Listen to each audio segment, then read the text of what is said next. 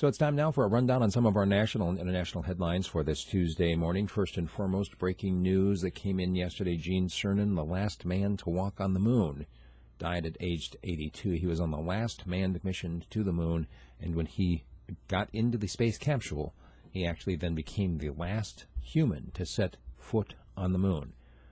That was a long time ago, 1972. Anyway, he has passed away. He was 82 years old. There was a report that was released over the weekend that noted that Chicago police, quote, showed racial bias. The newspaper of the Communist Party in China has predicted war with the U.S. Also,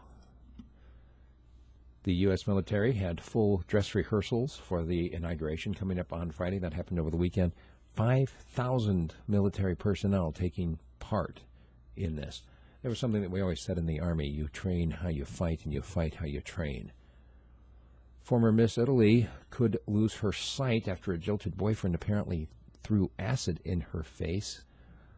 It's just horrible kind of things that people do to each other. Martin Luther King Jr. III met with Trump on Monday, and he chalked up that little Twitter spat that Trump had with the civil rights icon John Lewis to emotion on both sides, and he called for making America a greater nation.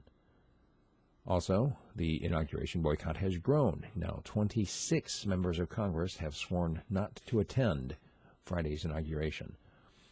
Meanwhile, in Turkey, their president has been given more power. He's being declared a great sultan. It kind of reminds me of the old-fashioned caliphates, but who am I to say, right? The United States has transferred 10 Guantánamo prisoners to Oman. This was something that was picked up in the Guardian newspaper before it was even released to the American public. And Russia is having a probe into an attack on a Ukrainian Orthodox church. Apparently, some unidentified men on Monday threw Molotov cocktails at the church. Not the first type of incident of that happening. Of course, some of Trump's comments inviting other worries, in this case in NATO, the comments he made about NATO being obsolete. Meanwhile, business leaders across Europe are bracing for a, quote, disorderly crash landing for the UK. They're saying that this is a risk from leaving the European Union. However, it is still proceeding. Apparently, President-elect Trump has offered Putin some kind of nuclear deal in terms of the lifting of the sanctions that Obama put on, and saying, oh, we can get rid of those if we have some kind of a nuclear arms reduction deal. And a lot of eyebrows being raised over that as well. Also, in the Obamacare repeal is moving forward in Congress, and Trump pledged over the weekend health insurance for all. That'll be my subject of my commentary today. Also, the Russians continue to say that Washington has initiated a new arms race in Europe. And the last story I found, it comes out of the Pravda report, that the Russians are reporting on a discovery by NASA in imagery from Mars, saying that they found the bodies of aliens and a flying saucer, which is, I mean, I don't know how this stacks up with fake news versus what's being kept from the public.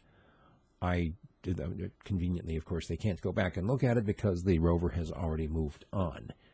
But if you have control over the rover and you see something like that, wouldn't you want to go back and look and see exactly what was that? And you just chalk it up to, oh, it was a rock formation. Well, maybe I'd like to verify. Trust but verify. And remember that old phrase.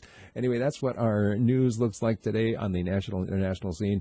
Make sure you check out my other videos. We've got Alaska news, and we've got a commentary once again today on the Everyone Will Have Health Insurance pledge from President-elect Donald Trump. If you like what I'm doing, please buy a subscription at my website, radiofreespeech.com, or become a sponsor through Patreon. If you'd like to become an advertiser, you can do that as well. Send me an email. I'll tell you all about it. Steve@radiofreespeech.com. Thanks. Have a wonderful day.